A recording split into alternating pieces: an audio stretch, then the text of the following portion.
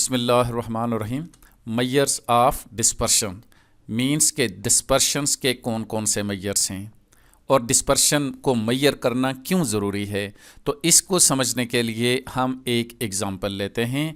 हमारे पास यहाँ पे 2 पेडी वैरायटीज़ हैं और हर एक की 5 प्लाट्स में से ये प्रोडक्शन हमारे पास आई हुई है। अगर हम इसकी एवरेज को देखें तो यहाँ पर इस पहली वैरायटी की एवरेज मेरे पास 42 आई है, सेकंड वैरायटी की भी एवरेज 42 आ गई है। तो अगर हम एवरेज बेस पे करेंगे तो हमारे पास तो सेम एवरेज आ रही है, तो this means variety 1 and variety 2 are the same, but this is not the case. ऐसा नहीं हो सकता कि हम सिर्फ एवरेज बेस पे हम अपना डिसीजन कर लें और किसी एक वैरायटी को प्रेफर कर लें। यहाँ हम देखेंगे तो हम किसी को भी प्रेफर नहीं कर पा रहे हैं, दोनों की सेम परफॉर्मेंस है। मगर ऐसा इसलिए नहीं हो सकता कि आप यहाँ पर देखें कि प्लॉट 1 जो है इसमें जो वैल्यूज़ आई हैं, जो प्रोडक्शन आ रही हैं जिन जिन प्लॉट्स में, तो वो अपनी एवरेज के बहुत ही करीब करीब आ रही हैं, बहुत ज़्यादा डिस्पर्स नहीं हैं, होमोजीनिटी वहाँ पर आ रही है। लेकिन आप यहाँ पे वैरायटी 2 में देखें अगर, तो इस वैरायटी 2 में काफ़ी सारी डिस्पर्शन आ रही है। किसी में ये 74 आ रहा है, तो किसी में 33, तो किसी में 30 आ रहा है, और इस तरह से इसमें बहुत ज़्यादा चेंजेस आ रहे हैं वैल्यूज़ के दरमियान, और इसमें बहुत कम आ रहे हैं। तो इसमें ग्रेटर यूनिफॉर्मिटी है और इसमें जो है मोर वेरिएबिलिटी है।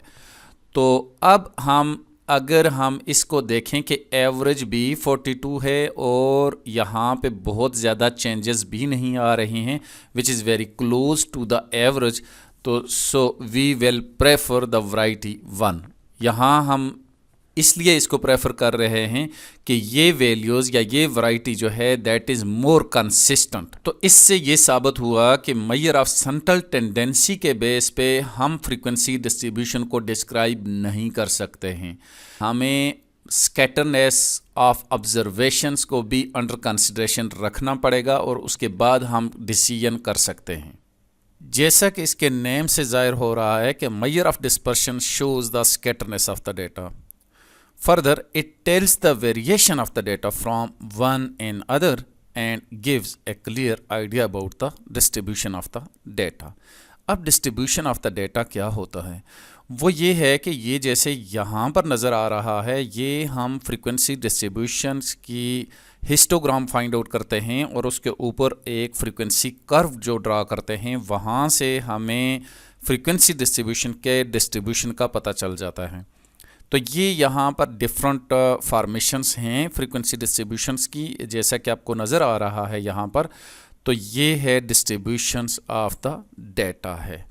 Further, measures of dispersion shows the homogeneity और heterogeneity of the distribution of observations. जैसा कि अभी हमने एग्जांपल में भी देखा कि फर्स्ट पेडी वैरायटी में होमोजीनिटी आ रही थी और सेकंड में हेट्रोजीनिटी आ रही थी, वेरिएशन आ रही थी।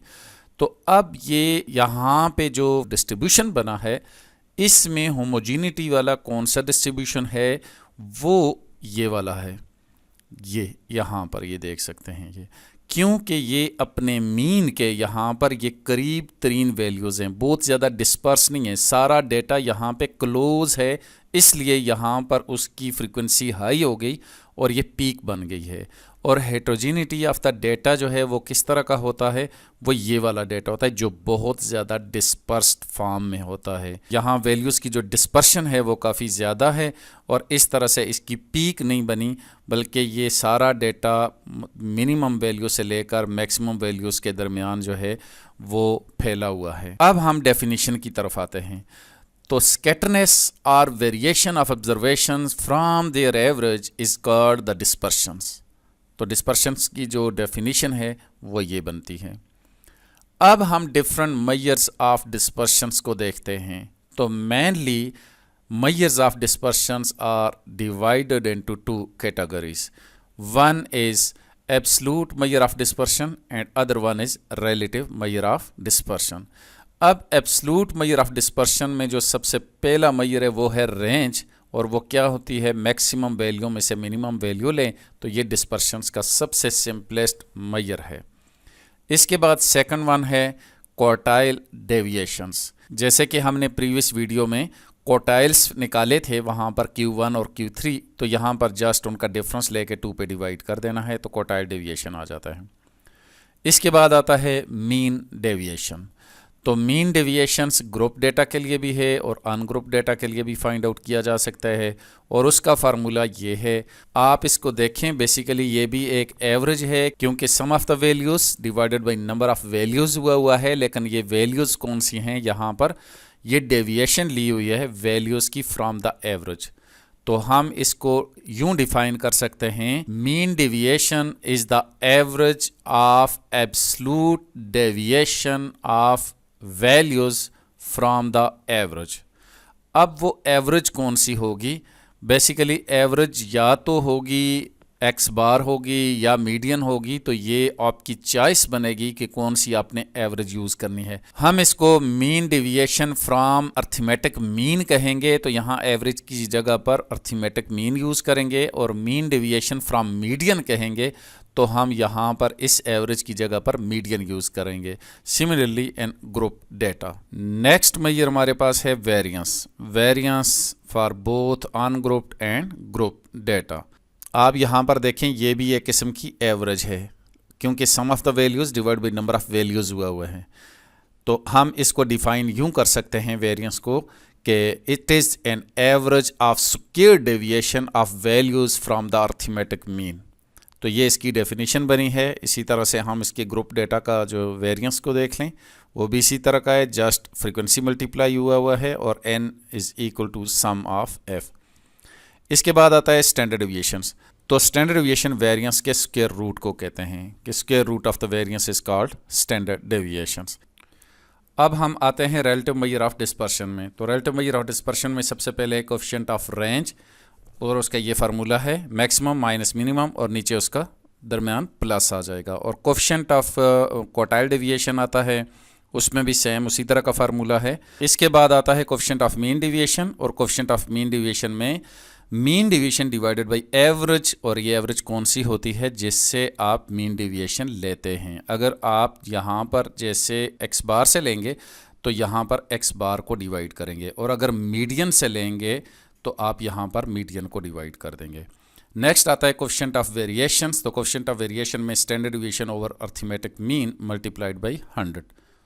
इसके बाद हम 1 by 1 स्टडी करेंगे। सबसे पहले range and coefficient of range लेते हैं। इसमें हमारे पास अनग्रुप डेटा के अंदर जो हमारी मैक्सिमम और मिनिमम वैल्यूज़ होंगी वो हम यूज़ करेंगे, और ग्रुप डेटा में जो मैक्सिमम वैल्यू की जगह पर अपर क्लास बाउंड्री या mid point of the last class use करते हैं, और मिनिमम वैल्यू की जगह पे लोअर क्लास बाउंड्री या mid point of the first class use करेंगे।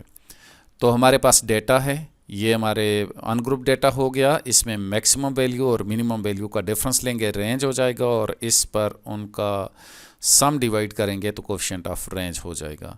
इसके बाद ग्रुप डेटा को लेते हैं। तो इसमें हम upper class boundary of the last class जो है 40.5 और lower class boundary of the first class जो 5.5 है, इसको यूज़ करेंगे। मेरे पास रेंज आ गया, और कोएफिशिएंट ऑफ रेंज भी इस तरीके से निकाल लेंगे इनका सम करके।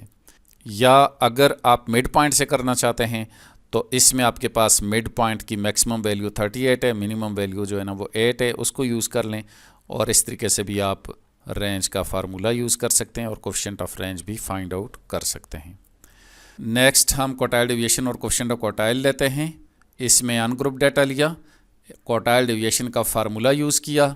इसमें ith क्वार्टाइल का फार्मूला यूँ होगा, जो भी आई की वैल्यू रखेंगे रेलेवेंट क्वार्टाइल का फार्मूला हमें मिल जाएगा। यहाँ हमारे पास n जो है वो 11 है। सबसे पहले हम डेटा को अरेंज कर ही लेते हैं। यहाँ पर लिखा हुआ है डेटा, इसलिए अरेंजमेंट कर दी, और यहाँ पर हमने QI ith क्वार्टाइल यानी कि 1 डाला। यहाँ पर इस जगह पर 1 डाला, इधर 1 आया, कोई मसला नहीं हुआ। n+1/4 किया, मेरे पास थर्ड वैल्यू ऑफ अरे डेटा आ गई, और थर्ड वैल्यू ऑफ द अरे डेटा मेरे पास Q1 आ गया है। इसके बाद हम Q3 डालेंगे यहाँ पर, तो ये आ जाएगा 9th वैल्यू ऑफ अरे डेटा विच इज़ 242, और वो यहाँ पर ये आ गया है मेरे पास। अब हम इनको अपने फार्मूला में यूज़ करेंगे। Q3 माइनस Q1 की जगह पर मेरे पास आ गया 14.5, और उसके बाद कोएफिशिएंट ऑफ क्वार्टाइल डेविएशंस का फार्मूला यूज़ करेंगे, और उसमें Q1 Q3 की वैल्यूज सब्स्टिट्यूट की और ये मेरे पास आंसर आ गया। अब हम quartile deviation and coefficient of quartile deviation for group data लेते हैं। ये मेरे पास डेटा आ गया है,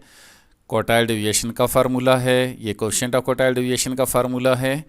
उसके बाद नेक्स्ट हमारा जो पहला स्टेप होगा उसमें हम क्वार्टाइल्स फाइंड आउट करेंगे, Q1 और Q3। वो कैसे फाइंड आउट होगा ग्रुप डेटा के लिए, ये उसका फार्मूला है। आई की जो वैल्यू डालेंगे और रेलेवेंट क्वार्टाइल आपको मिल जाएगा। सबसे पहले मैंने आई की जगह पर 1 डाला, मेरे पास n/4 आ गया। तो हम यहाँ पे इसमें कम्युलेटिव फ्रीक्वेंसी इस फ्रीक्वेंसी डिस्ट्रीब्यूशन में फाइंड आउट करेंगे। और सबसे पहला स्टेप ये है कि हम n को फाइंड आउट करेंगे, वो क्या है। तो मेरे पास n क्या आ गया, 20 आ गया है। इसके बाद मैं इसको सॉल्व करूंगा, इस फैक्टर को n/4 करूंगा जो कि 5 आ रहा है, विच fall in the cumulative frequency in third class, तो जो कि 6 के अंदर फॉल कर रहा है।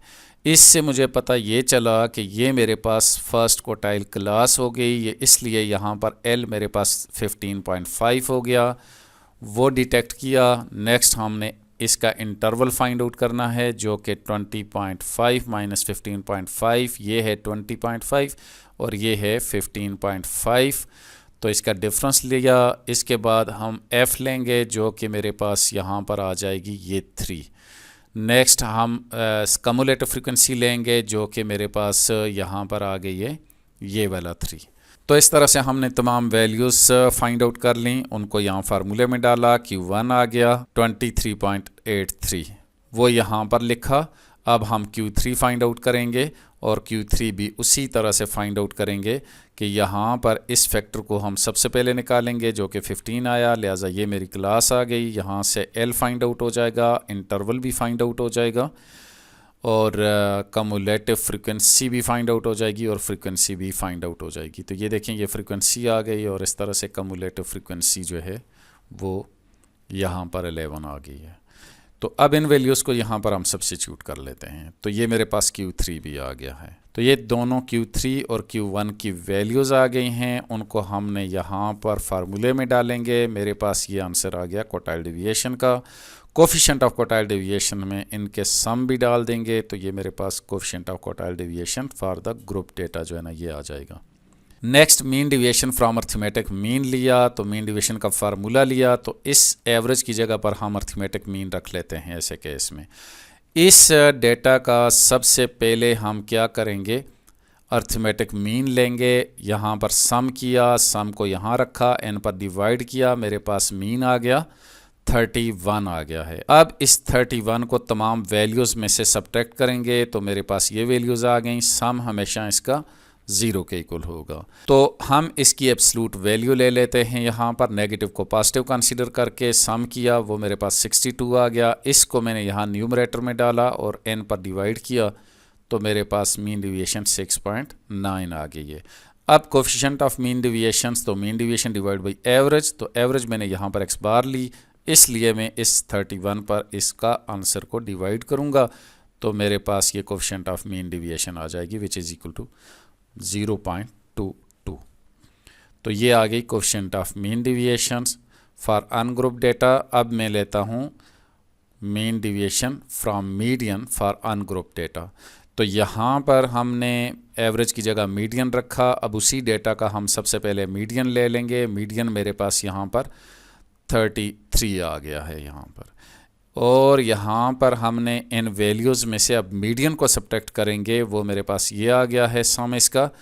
तो हम इसकी एब्सलूट वैल्यू लेंगे जो कि हमारे पास सम उसका 60 आ गया। तो इसको मैंने उठा के यहाँ न्यूमरेटर में डाला और n पर डिवाइड करेंगे तो ये आ गया 6.7। इसी तरह से हम कोएफिशिएंट ऑफ मीन डेविएशन में एवरेज वो यूज़ करेंगे जो हमने यहाँ पर रखी, और वो है median which is equal to 33। उसको यहाँ पर डिवाइड किया है हमने तो आंसर मेरे पास आ गया है 0.203।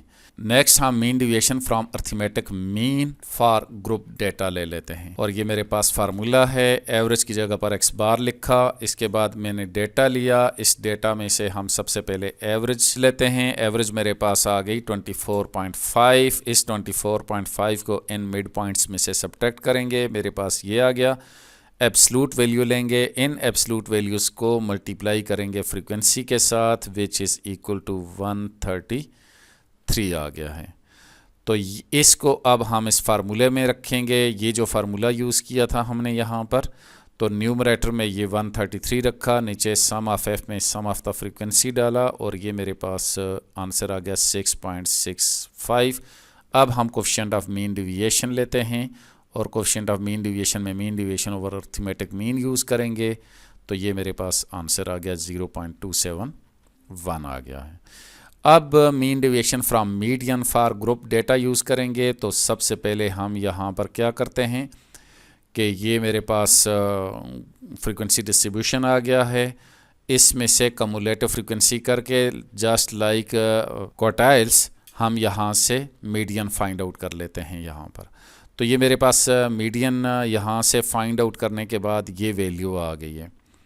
इसके बाद हम इन मिड पॉइंट में से इस मीडियन को सब्ट्रैक्ट करेंगे एब्सलूट वैल्यूज़ के साथ और उसको हम फ्रीक्वेंसी के साथ मल्टीप्लाई करेंगे। सम किया 133 आया, इसको मैंने यहाँ न्यूमरेटर में डालेंगे तो मेरे पास आ गया 133/20 इक्वल आ गया 6.65।